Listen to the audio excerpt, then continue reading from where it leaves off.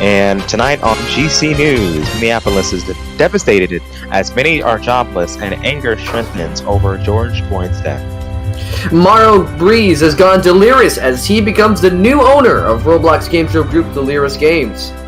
And with the coronavirus hitting what scientists call the, quote, second peak, Wisconsin reports record numbers. GC News at 7 starts right now.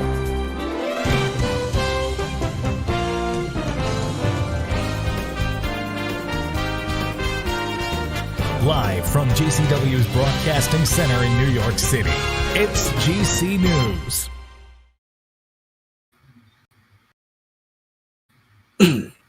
And good evening. Welcome to GC News at 7. I'm iiPrimeLion.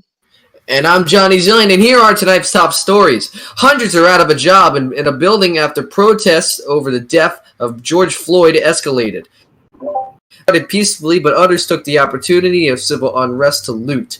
Videos show looters stealing a Target, taking everything they can, and setting the place on fire. Other impacted areas include an AutoZone and an Aldi.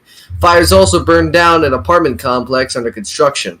The damages are currently being assessed, and one person lost their life in the process. In a tweet as the riots worsened, Mayor Jacob Frey urged looters and rioters to calm down, saying, quote, "Please, Minneapolis, we cannot let tragedy beget more tragedy." Here to report a little more on the story as a Minneapolis citizen is Nick Guy 6425. Nick? Hello, yes. So, life in Minneapolis these last few days has been absolutely insane.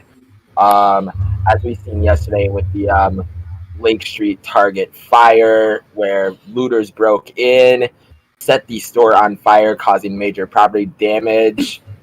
There were fights amongst the looters. It's pretty bad.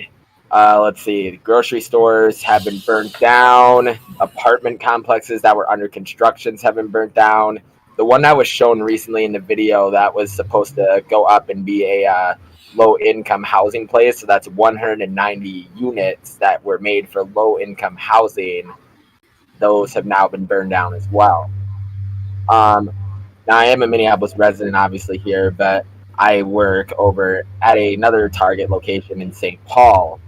When I woke up this morning, I woke up around maybe 10 something a.m., and I have about 15 missed calls from my boss that our store was looted. So while we were open, the looters stormed in. All the liquor is gone. All the electronics are gone. Property damage, I haven't heard of any property damage. So far, the store is set to reopen on June 4th or until a later date is proposed or announced or just whatever the fuck happens. Just everything that's going on here right now is absolutely sad. Now, I do support the fact that people are rioting over this. I mean, I personally think that the time for peaceful protest is over. Rioting, I think, honestly, is probably the best thing that people should be doing right now, and I totally support it. However, now, nobody's able to get groceries. Every grocery store in Minneapolis right now is boarded up or has been looted into. Every Walgreens, every Target, every Aldi, it's everything, every Cub Foods, which is like a local food store, like a Kroger or something. Everything has been looted into. Everything's been boarded up. Everybody has lost their jobs. I was thinking of it, even with the COVID-19 crisis. Even with COVID-19, people have already lost their jobs. And now with this, even more Minnesotans have lost their jobs. Like, there's literally nobody working right now. We're in a state of emergency where, we have, from what I've heard, SWAT is going to be coming in tonight.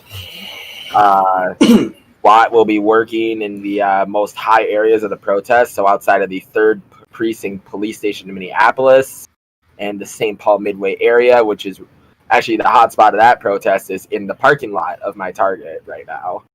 So, yeah, that's what's going on out here. Pretty much, I'm advising anyone who's in the area to stay indoors.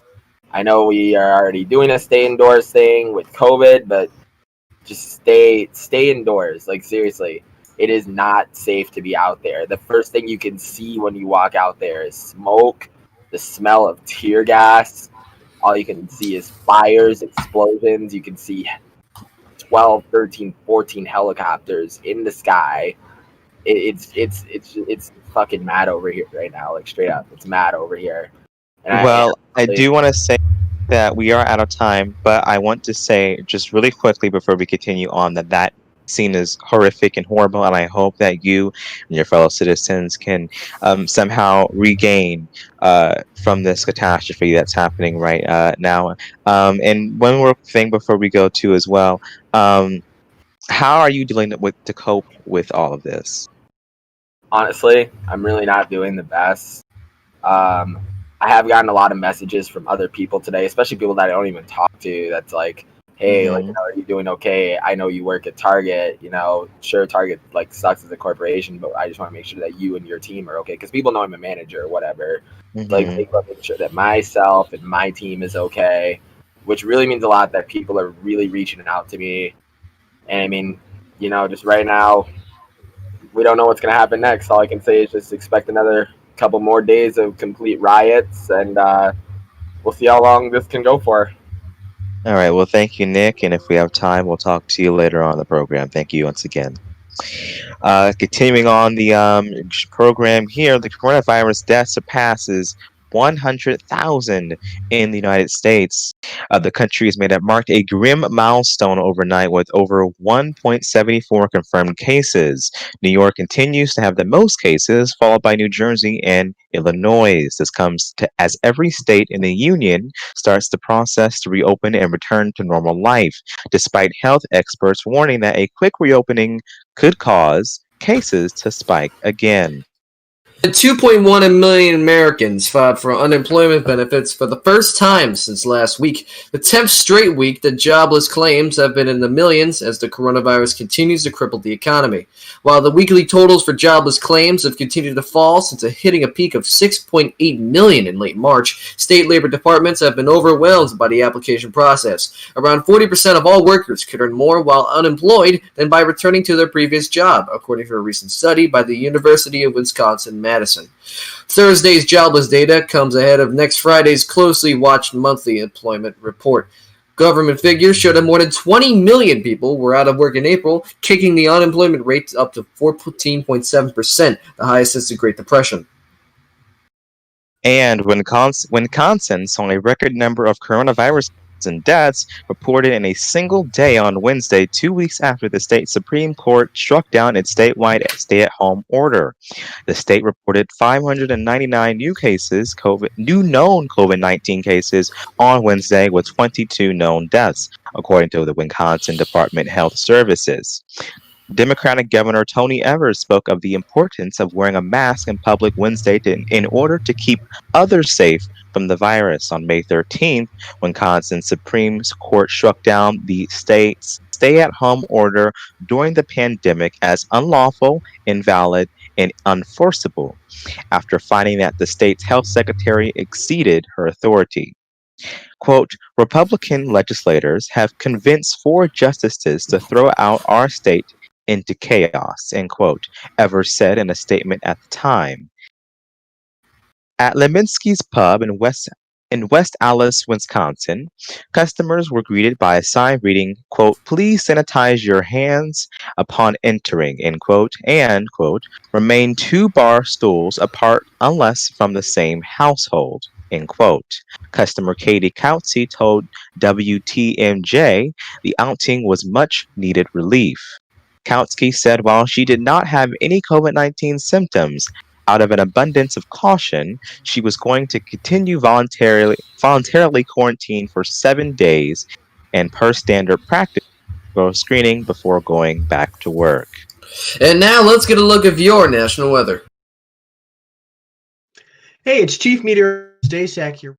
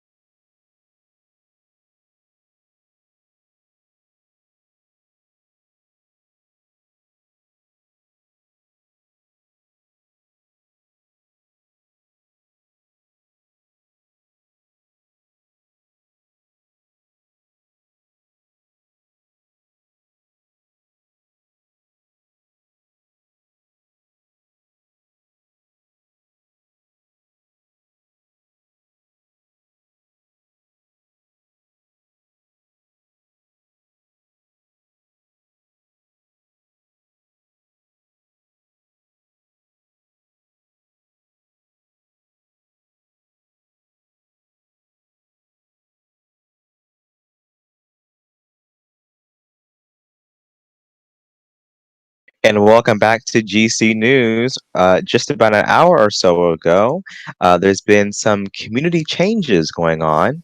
And one of those changes were allowing TOF and Delirious Games to have some new ownership. And we brought one of those people here, Marl Breeze, who is now the one of the new owners of Delirious Games. So welcome to the show, Marl. How you doing? Good, thank you. Thank you for having me tonight. Thank you for being here with us.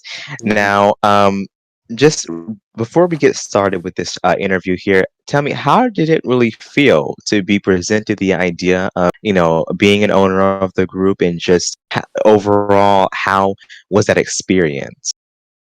It was a rush because I never really expected having such a big role like in the future, because I've been in the community for like 6 years and I would never picture something like this happening. I've just thought, oh yeah, I'll just be a director, like a bigger figure in the community, but not like an owner. So like this happening is just such a blessing, and there's so much more future to come that I want to really like focus on. So yeah. Okay. And that's really good. And, as an owner myself, you start to learn things, really just continuing on and on. You kind of get used to how to run a group, really, and how to do it in a respectful way. So, yeah, it's a lot, really, to learn. That's coming just from a personal level. Yeah. Now, next up, can you explain to us how the transition, or I don't really know if it's still transitioning at this time, but how it's being transitioned for you to become owner, and how that will reflect on the future? We're going to be more inclusive with everyone, because before we were just focusing on a specific group of developers. But to be completely honest with you, we need more new shows, more new staff members, so much more. And I feel like this could become a whole potential. So like we're going to take a lot of action in hiring more people and adding more new shows, because we can't just block our shows to just reality or whatever. Like we have our own talk show, reality shows, but we need more than that. So we really need to start focusing on a lot of different things, and we really want your help. A lot of just so much. I'm sorry, I'm like overwhelmed. It's crazy. No, it's fine. Yeah, it's totally understandable. Crazy. Yeah, and yeah, it is. And when did Delirious Game start? About a year ago or so. Wow. And have you been with it since the very beginning? Yeah, at first it was a whole like, it was supposed to be just games, like not, it's away from the game show things, all those different things. It was just its own branding of games, like obbies and all that. But then it turned into that whole situation, having our reality shows, producing for other groups, and we're here now. And so, what show do you think was the most successful show, or is the most successful show on Delirious Games? Partially Big Brother, because we've had so many applications and more people trying to apply in-game through Google Forms and all that. Like, we've just gotten such a positive response, especially because of now, because there's like only like 3 weeks left of it.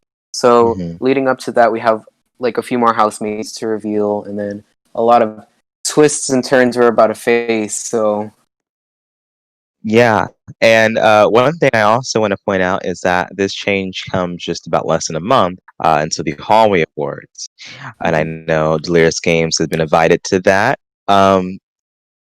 And I also know you were already chosen as the representative for the Hallway Awards, and you were the only owner to be a representative at the Hallway Awards, because at the time we didn't, expect an owner to do that.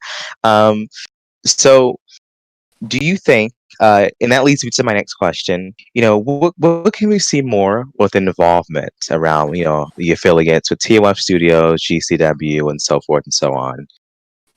I'm going to become more connected with these members, like Ikopi, Joao, and you specifically. Like all the affiliates that I'm connected with in the group, I'm going to become more connecting, like, chatting with them, making sure any events we want to do or like shows that we want to produce for them would become successful, especially with 15-1's success. We're thinking of doing even more community shows, because we saw how open everyone is, and we feel like there's such a bright future for it. So, yeah. Yeah. And one more thing. I Mhm. looked in this chat. It says snag a job workshop. That's a thing. And so you announced just about an hour ago saying that you are in need of more staff members. Mhm. So could you tell us about, what exactly you're looking for? And you can go ahead and tell people who are watching right now, if they might be interested. We're looking for a lot of roles. So things like hosting, developing, social media, all those important things. We already have the higher up powers done, but we still need as many developers as we can to produce even more shows.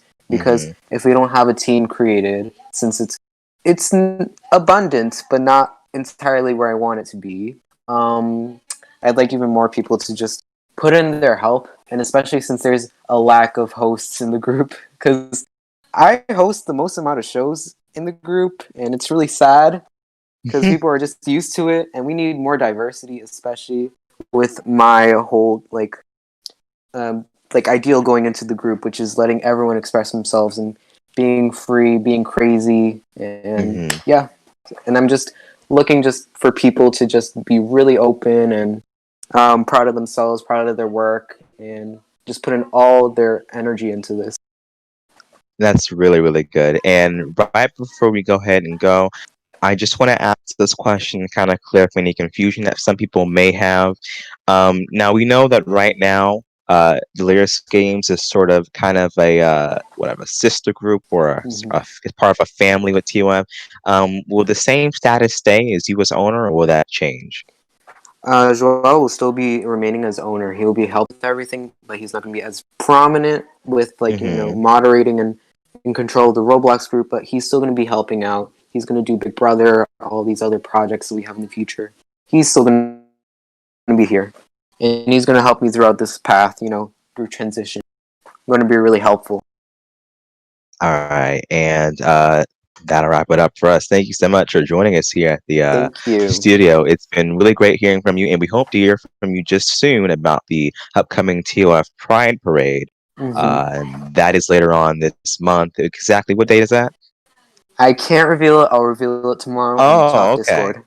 Okay. Well, again, thank you so much. And Thank Johnny, you. go ahead and throw it back to you at the death.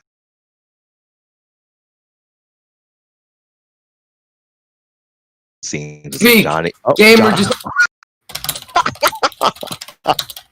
I can't Uh, speak, gamer. coming up next. Coming up next. Thank you. Okay. Go ahead, Johnny. Okay, coming up next, Trump rails against mail-in voting. Thanks a lot, gamer. And local weatherman sentenced to a minimum of 4 years in prison. We'll be right back. Dang it, gamer. Y'all act like that shit's funny.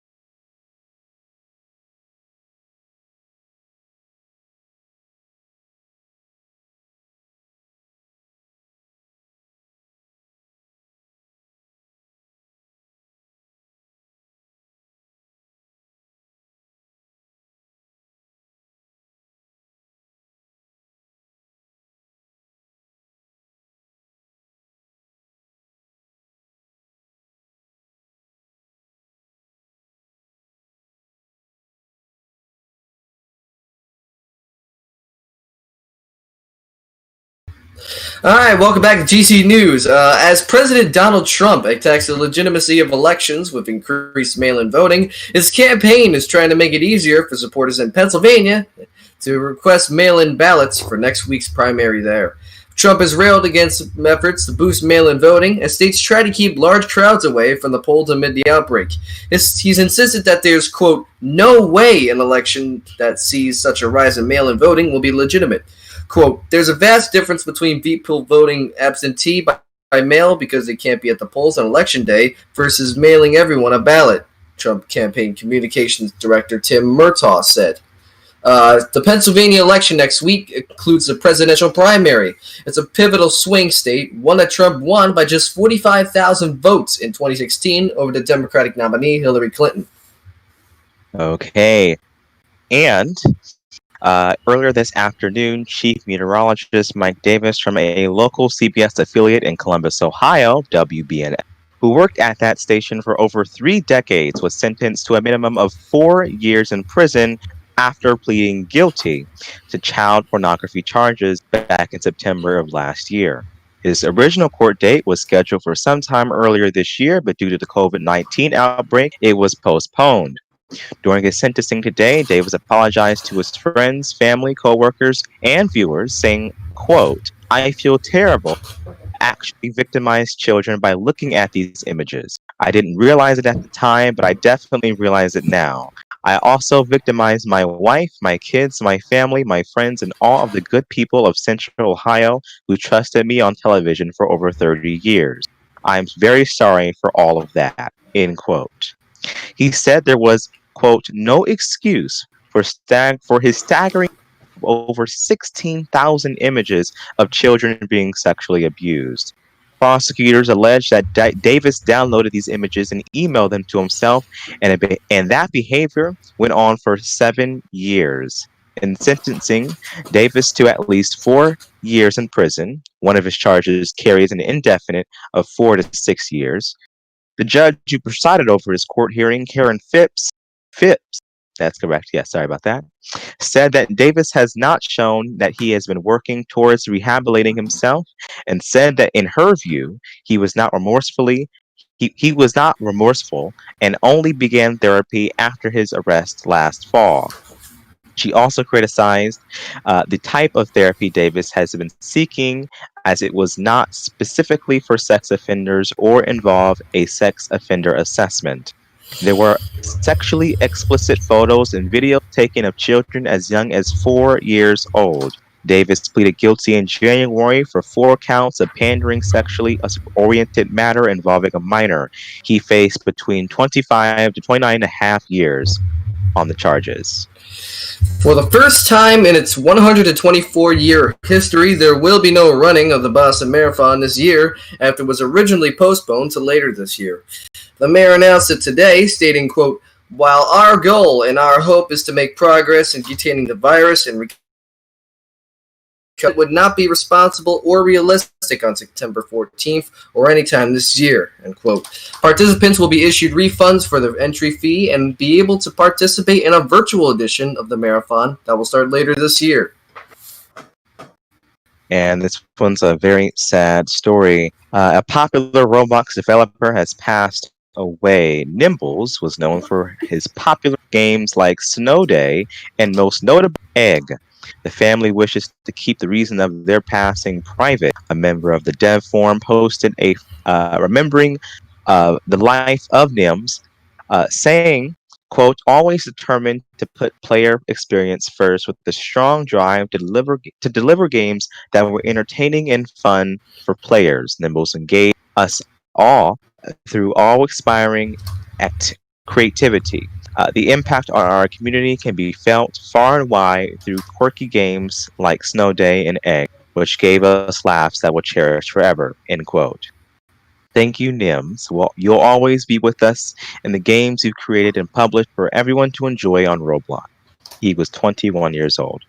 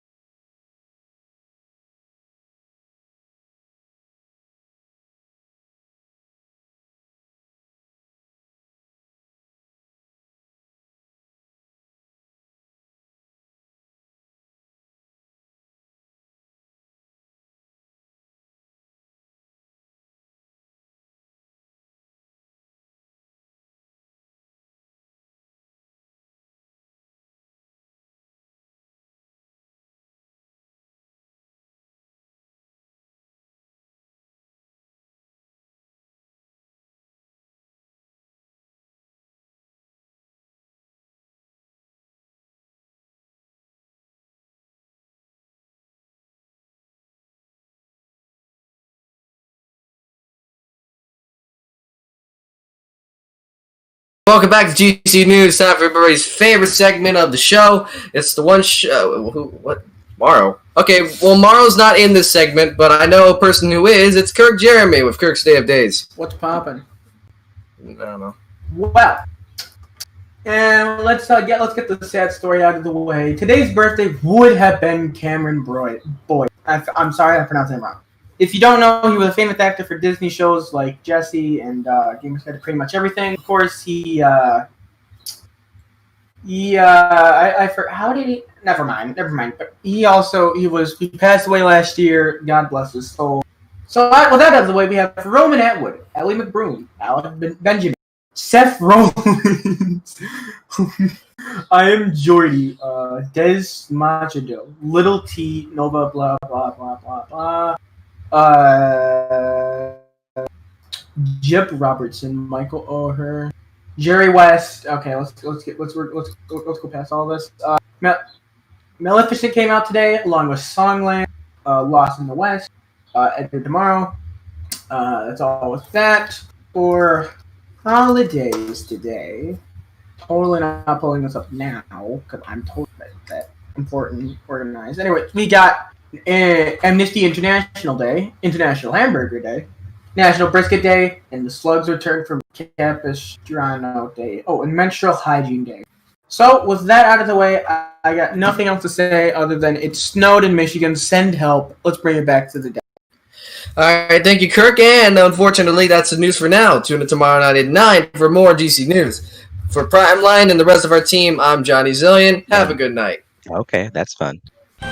It is fun. What a good show we do. What a team.